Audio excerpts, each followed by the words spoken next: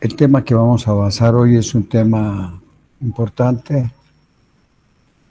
que hemos hablado ya en los temas pasados de lo que algunas causas de hiperbilirubinemia. Hoy día vamos a hablar de lo que en algunos textos se llama ictericia neonatal. En realidad debería ser hiperbilirubinemia neonatal, ¿no? Ya que la ictericia es una manifestación clínica de la hiperbilirubinemia. Entonces, el tema debería llamarse hiperbilirubinemia. Pero la mayoría de los textos está como ictericia neonatal. Esta patología es tal vez la más frecuente, la principal causa de internación en los servicios de neonatología en los hospitales de segundo nivel. También se presenta en el primer nivel y son estos niños muchas veces referidos cuando los niveles de bilirrubina están muy altos, entonces son referidos al segundo nivel o al tercer nivel. Muchas veces del tercer nivel mandan al segundo nivel porque no tienen espacio. Ya. Es importante que ustedes conozcan bien los que están rotando en algún hospital o en algún servicio de segundo y tercer nivel. Con seguridad van a haber muchos casos de hiperbilirubinemia. Además es un tema que siempre está como pregunta en el examen de grado en cualquiera de los hospitales que ustedes estén o en cualquiera de los hospitales que ustedes den su examen de grado. Así que ustedes tienen que dominar este tema. Ya, vamos a empezar con el tema. Aquí, como ustedes pueden ver, hay un niño que está con la piel, con la coloración amarilla de la piel. Vamos a definir algunos conceptos y vamos a resumir el tema. Solamente vamos a hablar de lo más importante y ustedes tienen todos los libros de pediatría, incluyendo Meneghello, Nelson, Plata Rueda, un texto que es el libro de pediatría de la Sociedad de Pediatría de La Paz, la Sociedad Boliviana de Pediatría Filial La Paz. Ahí hay un doctor Masi que es el que escribe sobre este tema y está muy bien hecho ese libro, ¿no? Ustedes también pueden consultar con ese libro. Me imagino que algunos de ustedes deben tener ese libro. Se van a fijar en algunos detalles que de alguna manera yo voy a hacerles conocer mi experiencia como pediatra y he sido durante mucho tiempo jefe del servicio de neonatología del Hospital Cochabamba, de pediatría, y lo que pasa en el Hospital Cusheri actualmente, ¿no? Los que están haciendo prácticas en el Cusheri pueden ver que siempre hay algún paciente en la sala de fototerapia. Aquí dice aproximadamente el 50-60% de los neonatos presentan hiperbilirubinemia y la mayoría de los recién nacidos desarrollarán ictericia clínica luego del segundo día de vida, como una expresión de una condición fisiológica. Si los alumnos que están rotando en algún hospital, el niño nace, es pasado a alojamiento conjunto con la mamá, si es que nace sin ningún problema, y los exámenes que se les pide de rutina son grupo, factor RH y la prueba del talón. Y en algunos casos, cuando no están lactando bien, se les pide un examen de glicemia o bueno, un PCR si es que se sospecha una sepsis. Pero todos los niños presentan cierto grado de hiperbilirubinemia. Cuando se van al segundo o tercer día después de que la mamá ha sido dada de alta, pues el niño también se va con la mamá y vuelve a control. Y nunca he visto un niño con menos de 2 miligramos por decilitro de bilirrubina. Siempre tienen alrededor de 4, 5, 6, 7. O sea, ya eso para mí es hiperbilirrubinemia leve. Entonces pienso que este porcentaje no es el real, debe ser un poco más, y especialmente en los prematuros. Los prematuros en realidad tienen más probabilidades de hacer una hiperbilirubinemia, aunque sea fisiológica, por varias razones que vamos a ir conociendo durante el desarrollo del tema, ¿no? La hiperbilirubinemia en la mayoría de los casos es benigna, pero como esta bilirrubina, que es la que se eleva, la bilirrubina indirecta, no conjugada, tóxica, liposoluble, es potencialmente neurotóxica,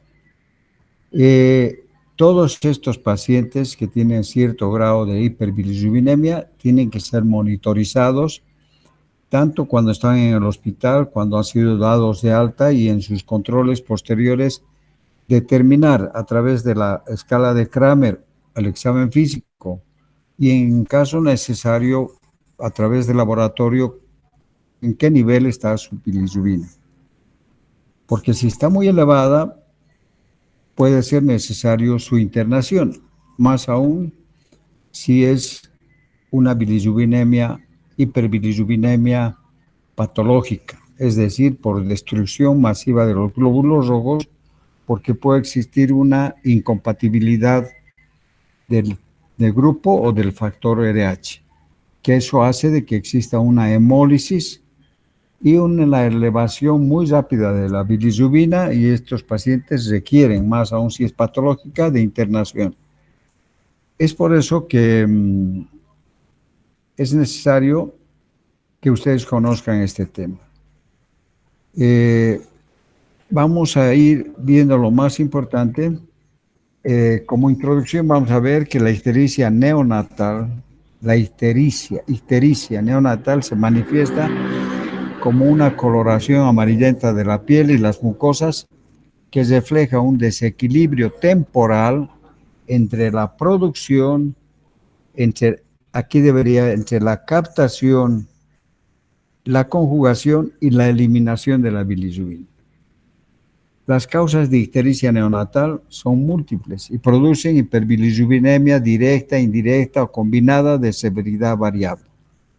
Aquí más vamos a hablar de la hiperbilirrubinemia a expensas de la bilirrubina indirecta, que es la tóxica, de la que puede provocar alguna complicación que puede ser en algunos casos invalidante o mortal, ¿no? Bueno, tenemos que el recién nacido en general tiene una predisposición a la producción excesiva de bilirrubina. Todos los recién nacidos, si ustedes se fijan, si tienen un poco de curiosidad, van a ver que en los exámenes de laboratorio que se le pidan, ya sea para determinar si tiene sepsis, si tiene algún problema, siempre va a tener un mayor número de glóbulos rojos en relación al adulto, por ejemplo. Generalmente tienen más de 5 millones de glóbulos rojos por milímetro cúbico. Ahora, estos glóbulos rojos ya están envejecidos en el momento de nacer, es decir, durante los últimos días del embarazo, ya están en periodo, en fase de destrucción. Entonces, esa es la principal causa de hiperbilirrubinemia, ¿no? La vida promedio es menor ya una vez que el niño nace, porque ya han empezado a envejecer estando los niños dentro de la mamá. Entonces, además, En estos niños, el metabolismo de su bilirrubina está realizado por la mamá, ¿no? Por el hígado de la mamá. Una vez que nace el niño, ya tiene que el niño metabolizar su bilirrubina. Lo que no ocurre en todos los niños o con la efectividad que debería realizarse por la inmadurez o la insuficiencia del hígado en el recién nacido, más aún si es prematuro. Porque en el hígado es donde se desarrolla todo un proceso que va a dar lugar a la destrucción, a la conjugación de la bilirrubina y a la excreción hacia la orina y hacia el intestino para su eliminación en las heces y en la orina. Entonces, cualquier situación que afecte este metabolismo va a dar lugar a un niño con una hiperbilirrubinemia, ¿no? Entonces, este sistema enzimático del hígado es insuficiente en los niños pequeños, mucho más aún en los niños pretérmino, ¿no? Y van a ver por qué. Entonces, además de que hay un mayor número de glóbulos rojos en los niños al nacer, la destrucción va a provocar la elevación de la bilirrubina indirecta, la insuficiencia del funcionamiento del hígado del recién nacido, más aún si es prematuro. Luego va a haber una insuficiente captación de la bilirrubina a través de la albúmina. Y luego va a haber disminución de una enzima por la inmadurez del hígado del niño que se llama uridil glucuronil transferasa. Esta enzima a nivel del hígado pues conjuga la bilirrubina indirecta, que es tóxica, hidrosoluble y es no conjugada, la convierte en bilirrubina directa, no tóxica, hidrosoluble y no conjugada, o sea, conjugada, ¿no? A todos estos factores puede agregarse algunos otros factores que son casuales. Por ejemplo, que un niño nazca y su parto sea un poco traumático, haya mucha sangre durante el parto o la cesárea, el niño puede al momento de nacer deglutir sangre, ingerir sangre o puede presentar un hematoma a nivel del cráneo que puede aumentar la cantidad de glóbulos rojos que se van a destruir luego y van a aumentar los niveles de bilirrubina, ¿no? Bueno, otro factor que tiene que ver para la elevación de la bilirrubina es que el niño recién nacido, muchos niños no tienen un buen reflejo de búsqueda, no tienen un buen agarre, no pueden succionar, más aún si son prematuros. Entonces, esta falta de succión o mala técnica en la alimentación o que la mamá no tenga pezón o no tenga leche, hace de que la leche se quede mucho tiempo en el intestino, disminuye la flora microbiana y además existe una disminución del peristaltismo. Entonces, esta bilirrubina que se ha excretado hacia el intestino y debería convertirse en estercobilina y luego eliminarse por las heces, se queda mucho tiempo y por acción de una enzima que existe en el intestino, que es la glucuronidasa, se desconjuga y pasa nuevamente a la circulación enterohepática para volver a aumentar los niveles de bilirrubina no conjugada, tóxica. Entonces son tres factores importantes que los vamos a resumir.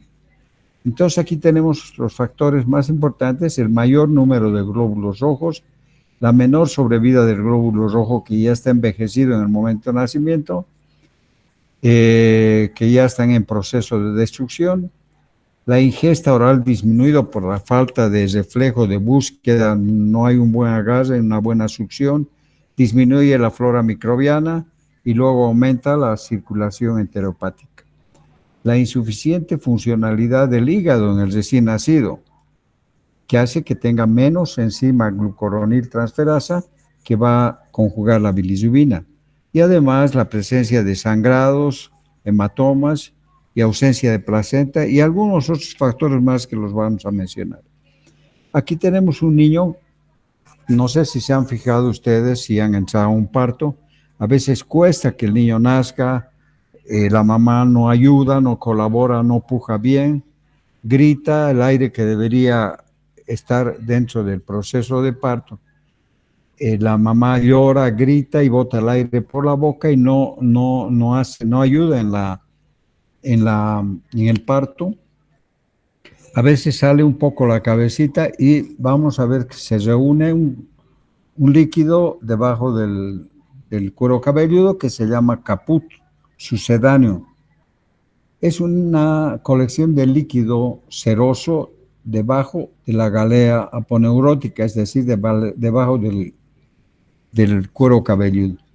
Pero en muchos casos, si el parto es muy traumático, puede sangrar debajo del periósteo de alguno de los huesos, como el parietal, que es el más frecuente. A eso se llama cefalohematoma, que es diferente al caput sucedáneo. Esta colección de sangre debajo del periósteo del hueso parietal también va a aumentar los niveles de bilirrubina al absorberse, ¿no?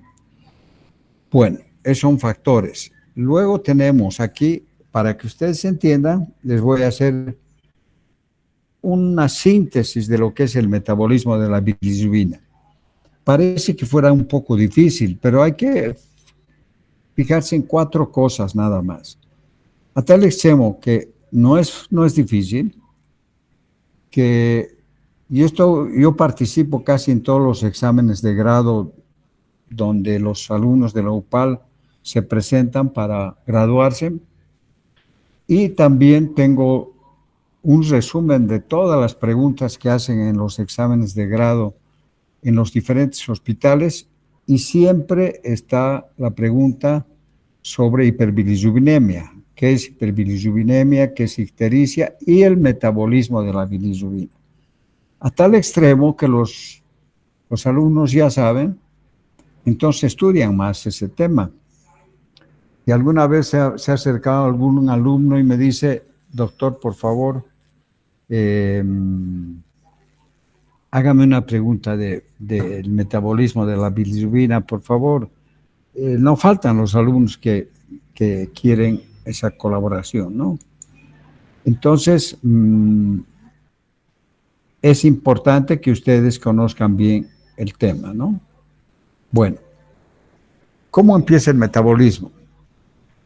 La mayoría de la bilirrubina deriva de la hemoglobina, que está liberada por la destrucción del eritrocito. Cuando el eritrocito es destruido naturalmente, entonces hay un factor M que es parte de esa destrucción y recibe o actúa una enzima que se llama M-oxigenasa sobre el eritrocito, sobre el factor M, y este factor M se convierte en biliverdina. ¿Ya? Es el primer paso. Produciéndose además monóxido de carbono, que es eliminado por los pulmones, y hierro libre, que puede ser reutilizado en la síntesis nuevamente de hemoglobina. Entonces, la bilirrubina, ¿ya?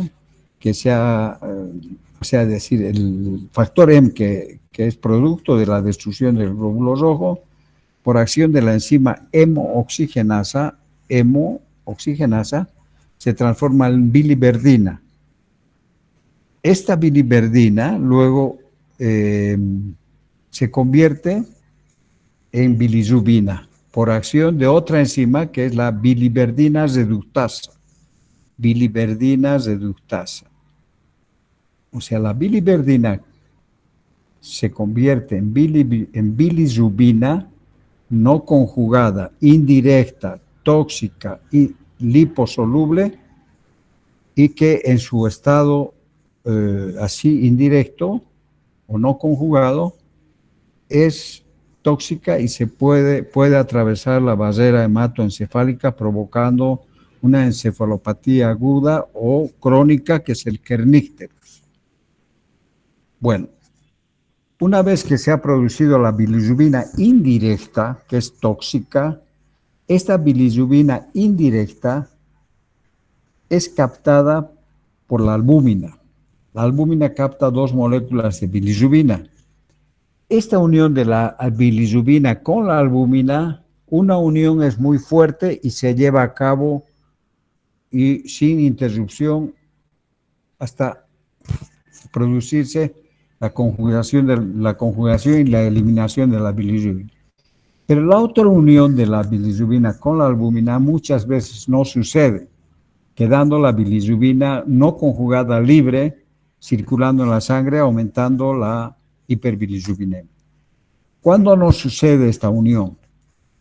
Cuando se usan algunos medicamentos durante el parto para poder ayudar, que es la oxitocina. La administración de oxitocina puede evitar la conjugación, o sea, la unión de la albúmina con la bilirrubina. La vitamina K en dosis mayores, la hipoxia, la sepsis, las infecciones de la mamá, los periodos de apnea del niño interrumpen esta unión de la albúmina con la bilirrubina. Bueno, una vez captada la bilirrubina a través de la albúmina, es llevada y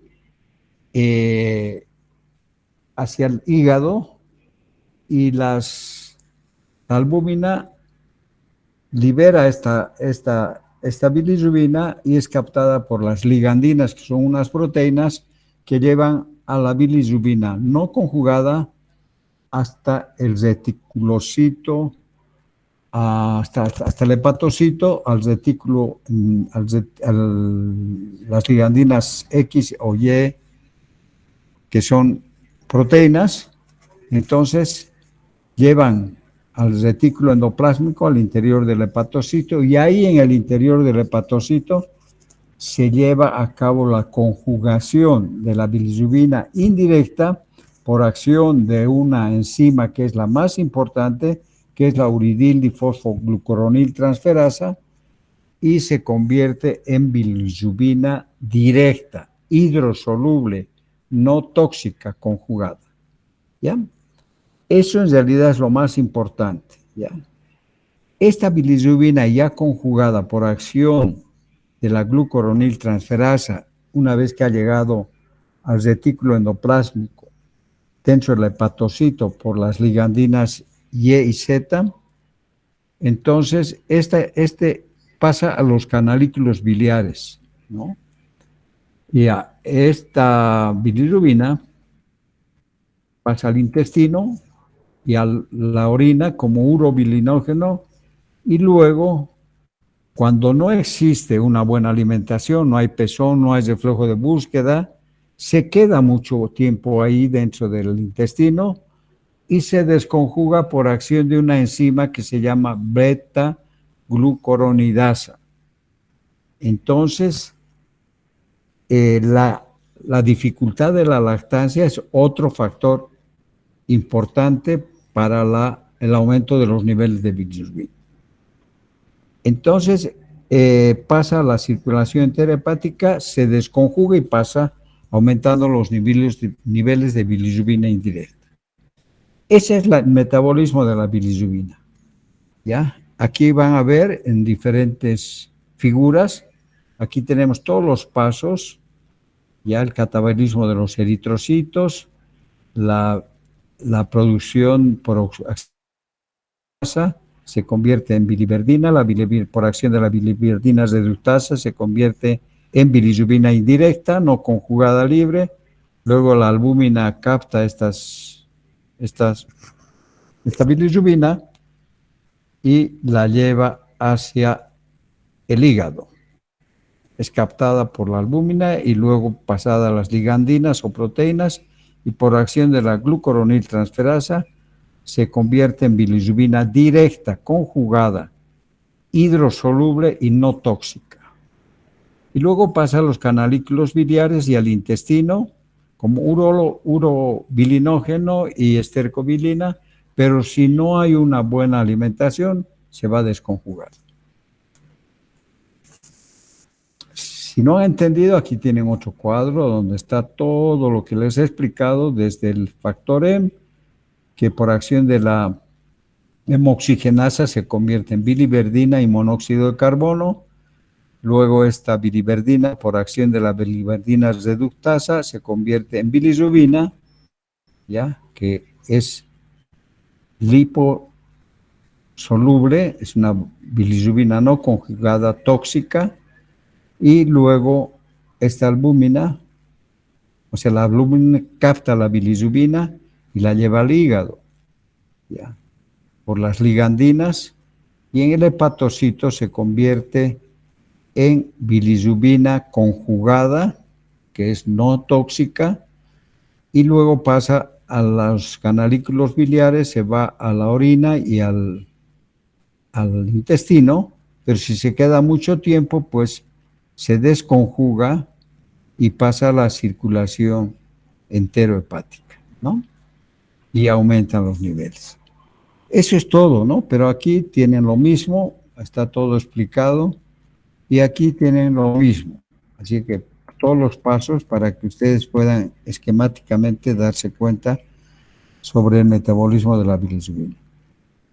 Para resumir, vamos a decir, seguramente cuando les pregunten causas de la hiperbilirrubinemia, ustedes no tienen que contestar la incompatibilidad de grupo, de factor RH, nada. El decir causas tienen que ser 3 causas importantes. Una, la producción incrementada por un mayor número de glóbulos rojos, la disminución de la captación de la bilirrubina por parte de la albúmina y la conjugación, que esta es una función del hígado ya del niño, y la conjugación a través de la enzima glucuronil transferasa. Y luego la eliminación. Entonces, la producción incrementada, la disminución de la captación y conjugación y la disminución o dificultad en su eliminación cuando no hay una buena alimentación. Esas son las 3 causas más importantes de la elevación de la bilirrubina. Creo que está claro. Ahora, los conceptos que ustedes tienen que contestar cuando se les pregunte, ya sea un examen de grado o en cualquier, cuando estén haciendo visita en el hospital, estén visitando a los pacientes que están internados, van a llegar a la sala de fototerapia y ahí van a ver un niño con hiperbilirrubinemia. Entonces, tienen que ser conceptos bien claros. ¿Qué es hiperbilirrubinemia? Es la elevación de los niveles de bilirrubina por encima de los valores normales. Esa es la respuesta. La elevación de la bilirrubina por encima de los valores normales. ¿Cuál es el valor normal de la bilirrubina? Menos de 2. Cuando se les pregunta, dicen 5, 6, 7 o 15. Se confunden con el concepto de ictericia y además con los valores de bilirrubina que requieren de la internación para fototerapia. Hiperbilirrubinemia es la elevación de la bilirrubina por encima de 2 miligramos, ¿ya? Porque el valor es menos de 2.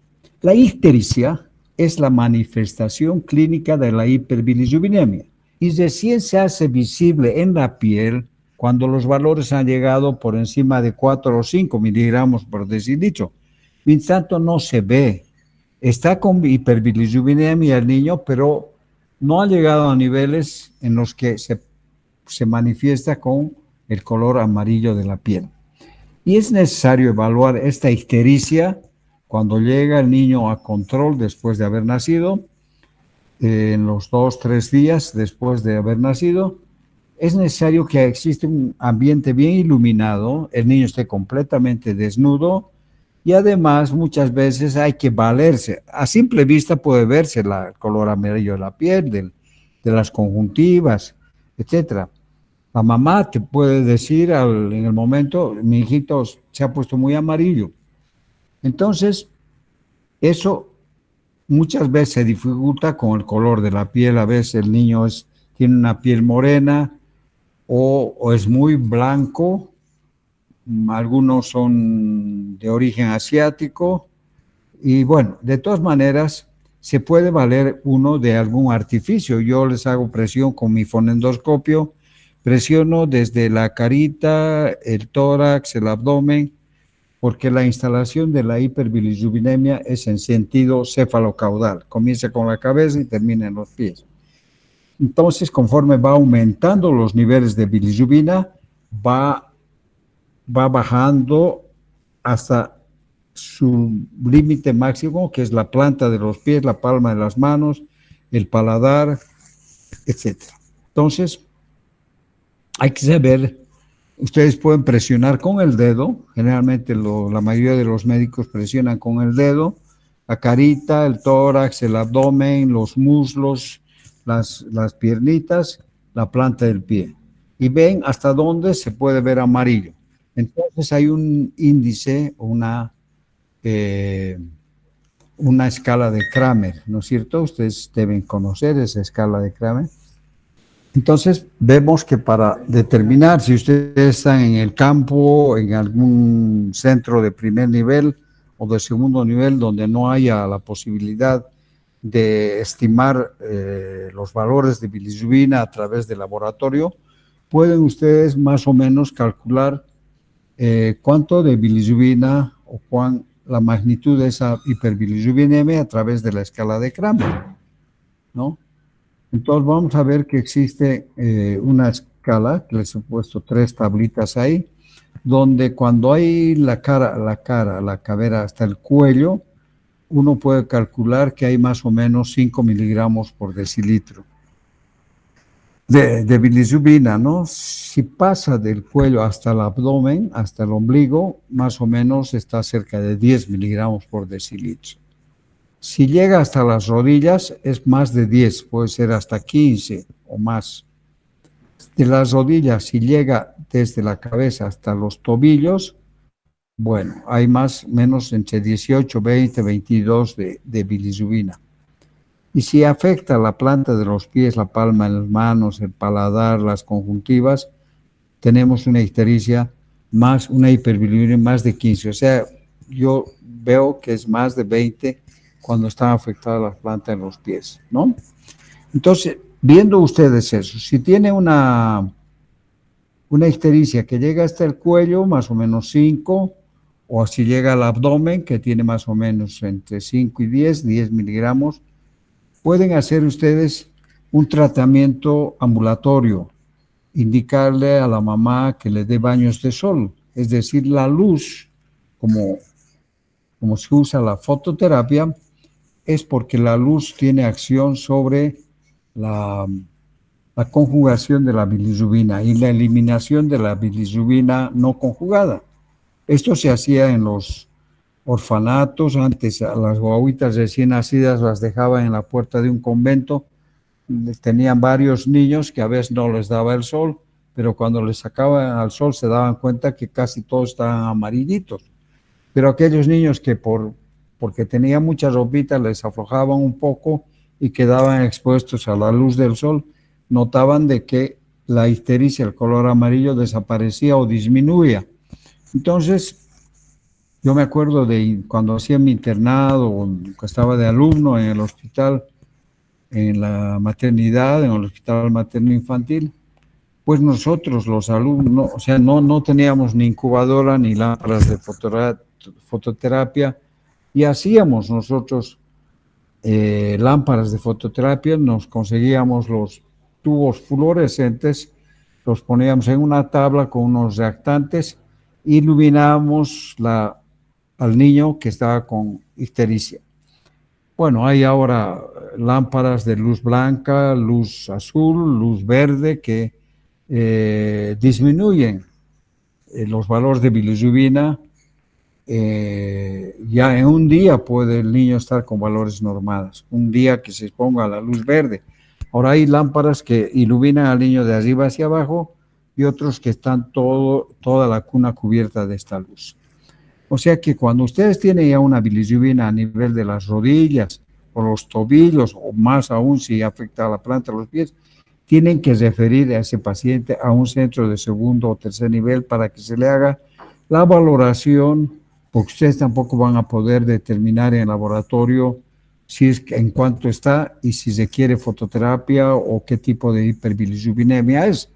No van a poder determinar si es por incompatibilidad de grupo o de factor RH o simplemente una elevación por algún problema durante el embarazo. Bueno, aquí tenemos otro dibujito, una escala de Kramer, aquí igual la cabeza, el ombligo, las rodillas, los tobillos, la planta de los pies y las conjuntivas más el paladar. Bueno, vamos a ir rápido hablando. Puede haber una hiperbilirubinemia severa temprana. Todo niño, y esto acuérdense bien, todo recién nacido que presenta hiperbilirubinemia, más aún ictericia desde que nace, en las primeras 24 horas es una ictericia patológica. Es decir, están elevándose los niveles de bilirrubina en una forma muy rápida que puede llegar a producir rápidamente una encefalopatía. Esto quiere decir que es muy posible de que sea una incompatibilidad de factor RH.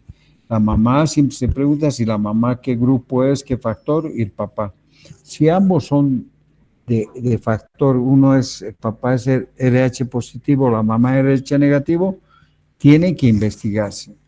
Hay mamás que cuando van al hospital y uno ve que tiene RH negativo y el papá RH positivo y le pregunta a la mamá, ¿este es su primer embarazo? La mamá dice, sí, es mi primer embarazo. Pero ustedes notan un poco de nervios en la mamá y pueden llevarla a un lado y hacerle la misma pregunta otra vez. Muchas veces han tenido otro embarazo con otra pareja y ha terminado en aborto, ¿ya? Entonces, o un embarazo ectópico, o ha estado embarazada de todas maneras. Entonces, es importante saber eso, porque en el primer embarazo, la mamá se sensibiliza, se autosensibiliza, produce anticuerpos contra el grupo de sangre del bebé, contra los glóbulos del bebé. Es decir, el bebé, la sangre del bebé pasa a la mamá y crea anticuerpos. En el segundo embarazo, los anticuerpos de la mamá van a pasar a la sangre del bebé y van a provocar hemólisis, una destrucción masiva acelerada de los glóbulos rojos, provocando una elevación veloz de la bilirrubina. Esa es una ictericia patológica. Ahora puede haber una ictericia, también una hiperbilirrubinemia severa tardía. Generalmente es por la lactancia materna. Hay mamás que en su leche tienen ácidos grasos y una enzima que se llama glucuronidasa, ¿ya? Esta glucuronidasa evita la acción de la glucuroniltransferasa, evita que haya la conjugación de la bilirrubina, o sea, queda bilirrubina no conjugada, lo que hace que el bebé esté histérico, pero en este caso, si es tardía, no va a requerir, puede requerir un poco de fototerapia, pero va a ir disminuyendo, inclusive puede durar más de 18 semanas, 12 semanas, puede estar mucho tiempo, pero sin llegar a niveles que sean tóxicos, digamos, o que atraviesen la barrera hematoencefálica, ¿no? Bueno, algunas características de la ictericia fisiológica, aquella que no es por una incompatibilidad, ¿ya? Se inicia después de la ictericia fisiológica, siempre empieza después de las 48 horas, ¿ya? Entre las 48 y 72 horas. La patológica comienza antes, en las primeras 24 horas, ¿ya? Puede llegar hasta el quinto día, sexto día o una semana en los recién nacidos pretérmino. La bilirrubina indirecta no aumenta más de 5 miligramos por decilitro por día. En la patológica aumenta aceleradamente. En un día puede estar ya en 20 miligramos por decilitro. La bilirrubina total no excede de los de los 12 miligramos por decilitro y en los niños pretérmino hasta 15. La bilirrubina directa es siempre menor de 2 miligramos en la ictericia fisiológica y desaparece en 7 a 10 días en los recién nacidos pretérmino. Bueno, las causas no hemolíticas, que no son causadas por la destrucción masiva de los glóbulos rojos por incompatibilidad, se puede ver por la ingestión de sangre, por el cefalohematoma, porque existe un mayor número de glóbulos rojos que aparte aumentan cuando durante el parto el pediatra o porque así lo ordenan las normas y protocolos, debe existir una ligadura tardía del cordón. Entonces se produce una transfusión materno-fetal, aumentando los números de glóbulos rojos del niño, lo que va a hacer que aumente también la bilirrubina. Y el aumento de la circulación enterohepática, que es por la falta de una alimentación no adecuada, porque no hay leche, porque no hay pezón, porque el niño no tiene reflejo de búsqueda, etc. Entonces, son las causas no hemolíticas, que no se producen por una hemólisis masiva. Bueno, aquí hay esto que no vamos a hablar. Bueno, las infecciones también evitan la captación. Ahora, la ictericia secundaria a la leche materna es lo que les decía, ¿no? La presencia de ácidos grasos y la beta-glucuronidasa que evita la conjugación de la bilirrubina. Esto puede durar hasta 10, 12 semanas, hasta 15 semanas, va a ir antes se le interrumpía la lactancia, la mamá se le decía no le dé el pecho, pero no es necesario eso. Se sigue dando el pecho, va a ir disminuyendo de todas maneras, sin llegar a niveles que pueden ser peligrosos para la encefalopatía. Bueno, ahora esto ya hemos hablado sobre la mala técnica en la alimentación, eso lo hemos visto también en algunos otros temas que hemos visto cuando hemos hablado de atresias intestinales. La bilirrubina, es decir, como no progresa la bilirrubina hasta su eliminación, aumenta los niveles de bilirrubina indirecta, porque no han pasado hacia los canalículos virales, o ha pasado, pero se desconjuga en esa atresia intestinal por la falta de eliminación. Bueno, ictericia por lactancia materna, puede haber hasta 12 semanas. Luego tenemos la ictericia patológica, que generalmente es por incompatibilidad, ¿no? Aquí tenemos, se presentan las primeras 24 horas, ictericia presente por más de 7 días, y en los recién nacidos pretérmino hasta 14 días, el incremento de la bilirrubina es mucho mayor a 5 miligramos por decilitro. La bilirrubina directa siempre está por encima de 2 miligramos. La bilirrubina total en realidad llega a 15 miligramos o más, a expensas de la bilirrubina indirecta. Aquí está la ictericia no fisiológica, patológica, es lo que hemos hablado ahorita, y la complicación que es en la encefalopatía bilirrubínica o toxicidad aguda, o el kernícteros o toxicidad crónica. Vamos a ver que cuando un niño está hospitalizado con una hiperbilirrubinemia y está siendo sometido a una fototerapia, hay que estar pendiente, tanto el personal de enfermería, los alumnos, los internos, el médico, de cualquier situación que nos haga pensar en que se está produciendo una encefalopatía. Es decir, la letargia o la falta de succión, el niño está hipotónico, es la primera etapa de la encefalopatía. Entonces hay que estar monitorizando la actitud del niño. Puede ponerse muy irritable, inclusive entrar en opistótonos, está muy excitado el niño, puede convulsionar y en último caso puede llegar a la muerte. O al kernícteros si continúa, ¿no? Entonces hay que hacer cualquier signo neurológico sospechoso, hay que estar pendientes, tanto los alumnos internos, médicos o enfermería, ¿no?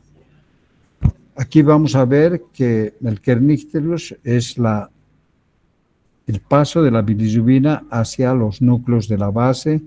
Aquí en una autopsia se puede ver todo el cerebro amarillo, las conjuntivas, la planta de los pies, el paladar, todo está amarillo.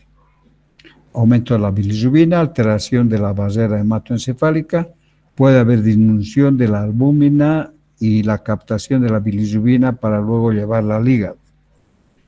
Entonces, existen algunos factores, esto como comentario muy rápido. En un hospital de tercer nivel tenemos una demanda de pacientes muy increíble. Si tenemos un niño prematuro, vamos a partir de la base de un niño prematuro, puede hacer una membrana hialina, o sea, un síndrome de distrés respiratorio por falta de una sustancia tensoactiva que es el surfactante, ¿no? Y este niño pretérmino que puede hacer membrana hialina es conectado a un respirador y se le administra el surfactante. Pero por su prematurez no funciona bien su hígado, no metaboliza bien la bilirrubina y va a ser además una hiperbilirrubinemia. Y además porque va a estar mucho tiempo en lámpara de fototerapia y les hubo luego porque tiene que empezar a respirar por su cuenta, está en incubadora, está con una vía, ya sea periférica o central o alimentación parenteral, va a ser una sepsis, ¿ya? Entonces, estos niños pueden tener o pueden hacer una enterocolitis necrotizante, entonces pueden tener varios factores en su contra. A veces empieza a respirar por su cuenta, empieza a bajar los niveles de bilirrubina, empiezan ya a hacer efecto los antibióticos porque ha hecho una sepsis temprana, se le da o una sepsis tardía nosocomial por los catéteres, empieza a recibir sus antibióticos y ya el niño está más activo, ya está lactando, lo dan de alta. Esta alta temprana, como ustedes ven aquí, alta temprana, ocurre no solamente en este hospital, ocurre en todos los hospitales del mundo. Cuanto más complejidad tiene un hospital, mayor demanda de atención. De todos los centros refieren al tercer nivel. Entonces existe una reemergencia, ¿ya? Cuando se da de alta muy temprano, puede volver el paciente porque ha empezado a elevarse otra vez la bilirrubina y puede llegar ya con kernicterus o una encefalopatía aguda, pero ya llegando al kernicterus. O sea que eso hay que evitar. Yo, por ejemplo, en el hospital, cuando doy de alta a un paciente con hiperbilirrubinemia, lo doy cuando los valores de bilirrubina están por debajo de 10. Si ha estado 2 días con fototerapia y tenía 22 y en el segundo día ya está con 12, le sigo dando fototerapia medio día más o un día más y sin tomarle muestra ya lo doy de alta. Entonces tiene que estar en niveles no peligrosos.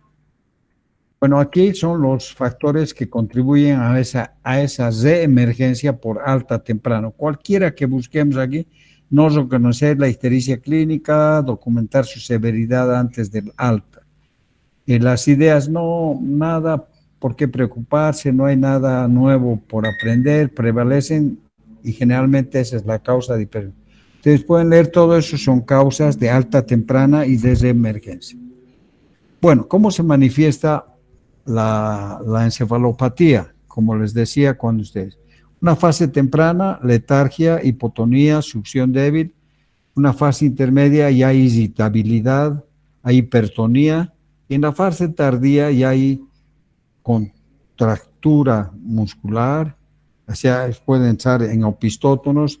El niño apenas llora, no succiona, tiene dificultad respiratoria, puede tener fiebre, entra en coma, convulsiona y se muere. Y si esto sigue, sobrevive el niño, uno lo saca, hay la encefalopatía crónica o el kernicterus, donde hay una parálisis cerebral, hay pérdida de la audición, hay displasia del esmalte dentario, parálisis de la mirada y hay retardo mental. ¿Qué hacemos con un paciente que está, primero ya les había dicho que si la mamá dice que es su primer embarazo y ustedes dudan de que sea su primer embarazo y la mamá tiene RH negativo y el papá RH positivo, entonces le toman una muestra de sangre a la mamá para determinar si existe anticuerpos circulando en la sangre de la mamá. A esa prueba se llama prueba de Coombs. Esta prueba de Coombs indirecta. Prueba de Coombs indirecta.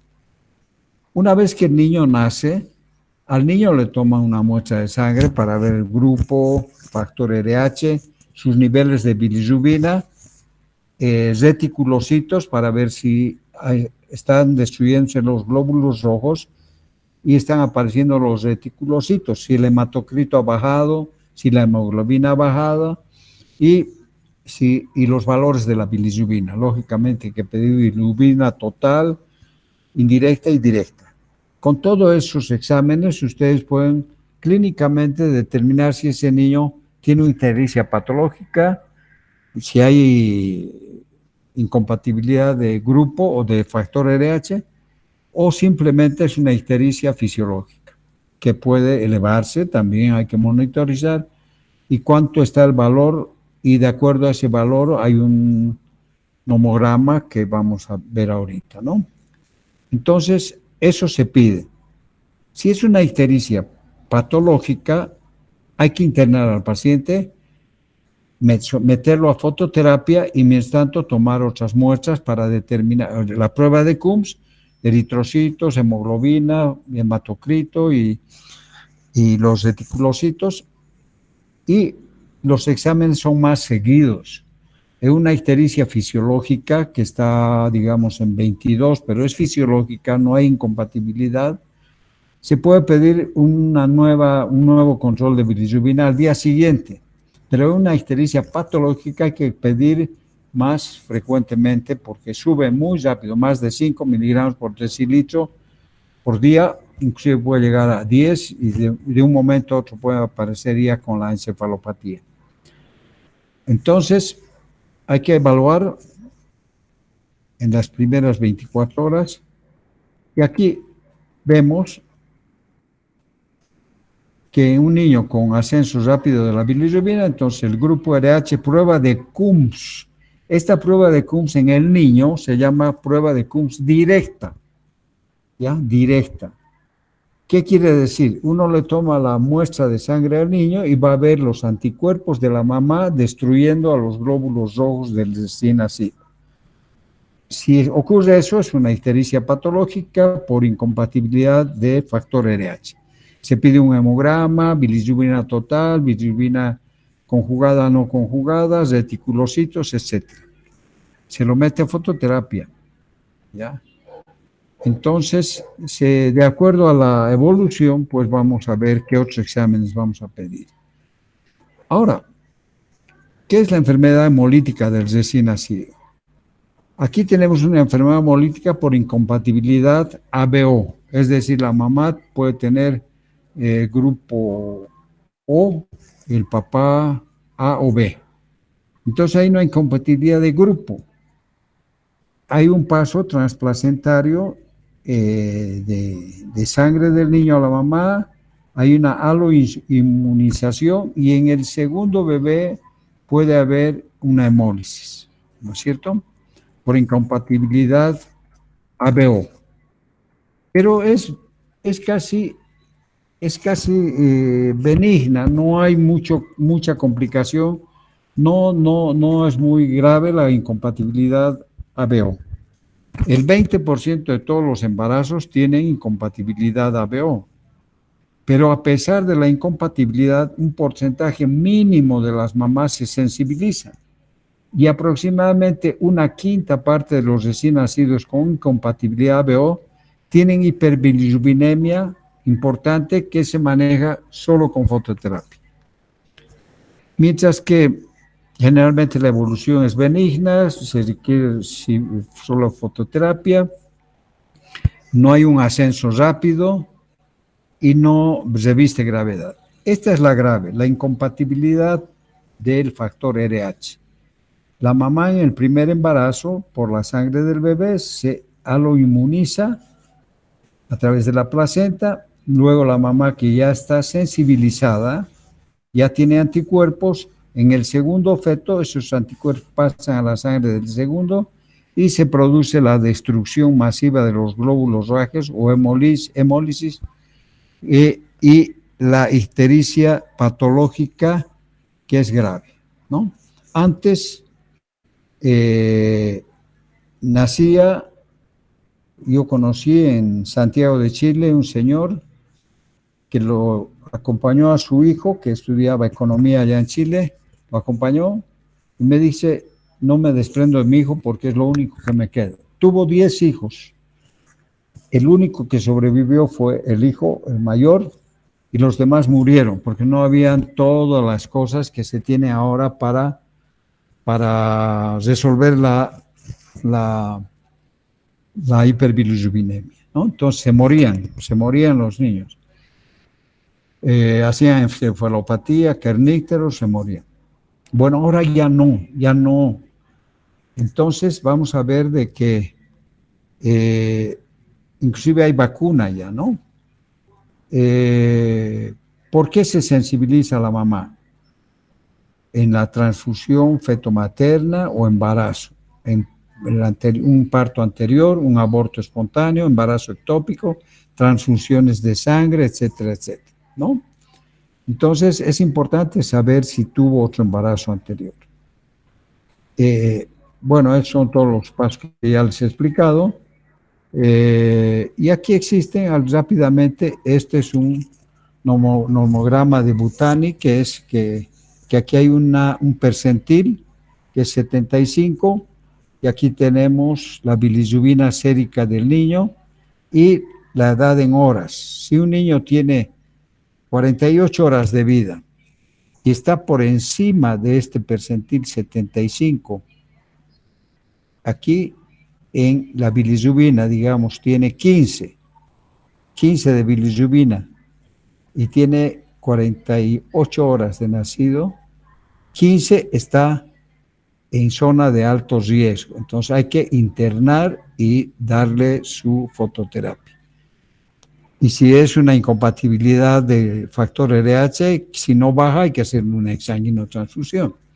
Entonces este es un cuadrito que es el que se usa para ver los factores de riesgo y el tratamiento a seguir.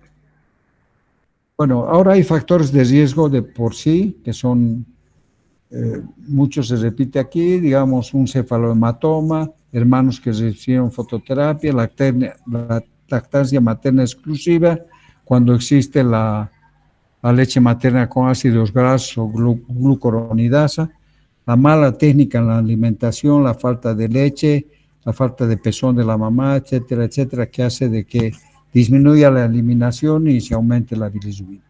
Las infecciones perinatales que evitan la captación por parte de la albúmina y los niños con un mayor número de glóbulos rojos.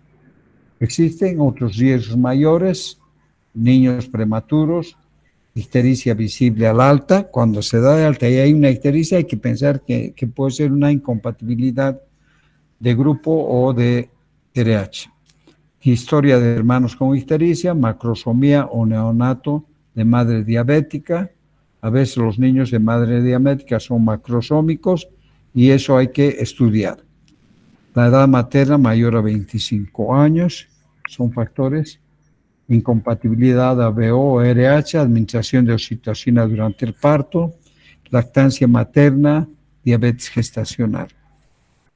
Bueno, aquí factores de riesgo neonatales, la vitamina K, eritromicina. Antes se daba eritromicina al niño como profilaxis, esto ya se los he mencionado, en casos de epidemia de coqueluche.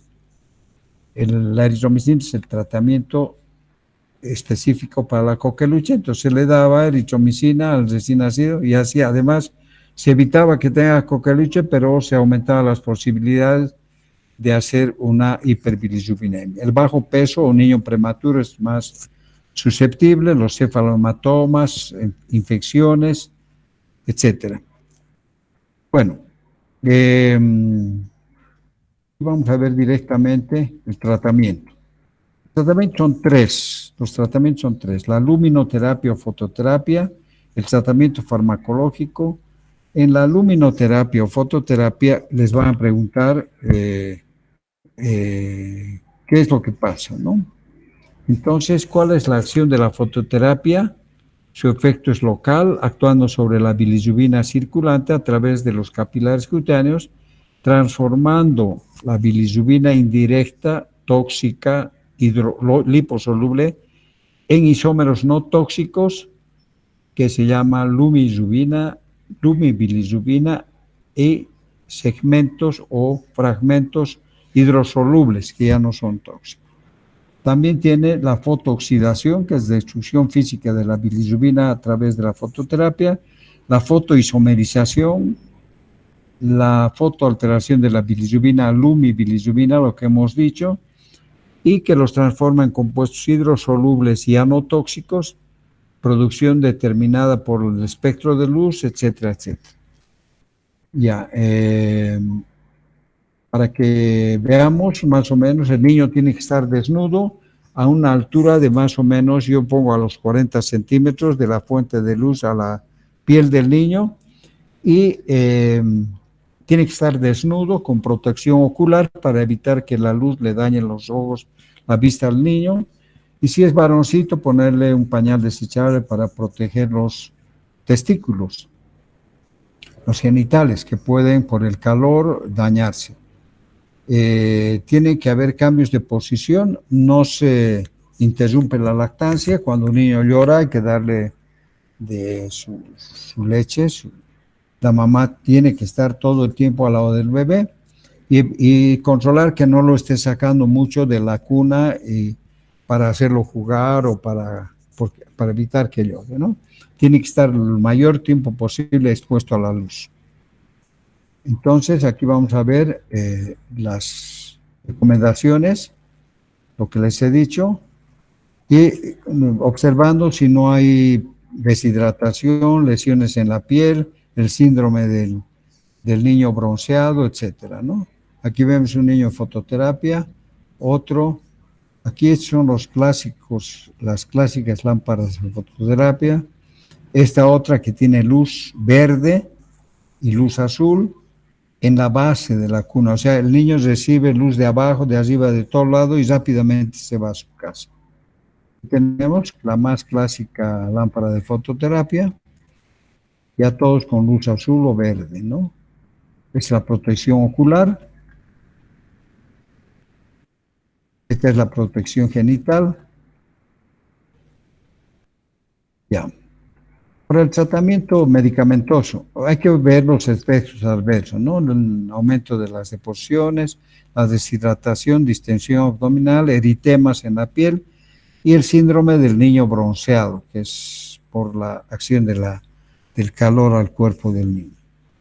El tratamiento farmacológico, lo más importante es el fenobarbital. El fenobarbital, yo he usado mucho fenobarbital en los niños, pero estoy dejando de usar porque algunos ya, en algunos textos se habla, el fenobarbital es esencialmente un anticonvulsivante, tiene una acción sedante, pero es un potente inductor de la formación de la glucuroniltransferasa, la que provoca la que produce la conjugación de la bilirrubina y la vuelve no tóxica. Pero tiene una acción que tarda un poco. Pero el gran problema es que el niño, como es un sedante, puede estar dormido todo el tiempo y no alimentarse bien, lo que aumenta la posibilidad también de aumentar los niveles de bilirrubina y más que todo bajar de peso.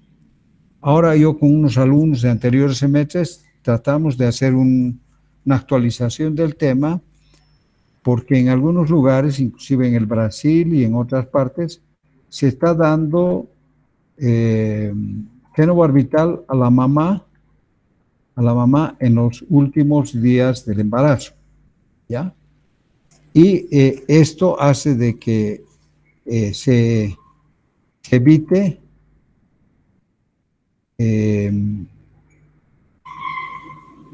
administrar a la madre antes del parto. Se podría reducir la cantidad de bilirrubina en el feto, disminuir la ictericia, inclusive se puede evitar la exsanguinotransfusión. Bueno, los otros medicamentos no se usan generalmente. Este agar gel sirve para facilitar el vaciamiento intestinal y estos otros igual que también se han usado probióticos o flora microbiana pero no hay resultados contundentes. Y la exsanguinotransfusión, cuando es incompatibilidad de factor RH, pues hay que remover o cambiar 2 veces el volumen de sangre del bebé. Tiene que ser un personal capacitado con todas las condiciones de asepsia y tiene que ser una persona que sabe hacer, ¿no? Lo que se hace con la fototerapia, con la exsanguinotransfusión, es remover los anticuerpos, corregir la anemia. Se corrige la anemia por destrucción de los glóbulos rojos, se eliminan los anticuerpos y se elimina también la bilirrubina no conjugada, ¿no? Es un procedimiento que no debería llegarse a ese extremo, pero se llega. Ahora tal vez vamos a actualizar un poco más, de repente ustedes pueden averiguar también la acción de la bilirrubina administrada a la mamá en los últimos días del embarazo. Bueno, esas son las complicaciones de la exsanguinotransfusión: vasculares, cardíacas, electrolíticas, coagulación, infecciones, etc. Y eso sería todo. No sé si han quedado contentos.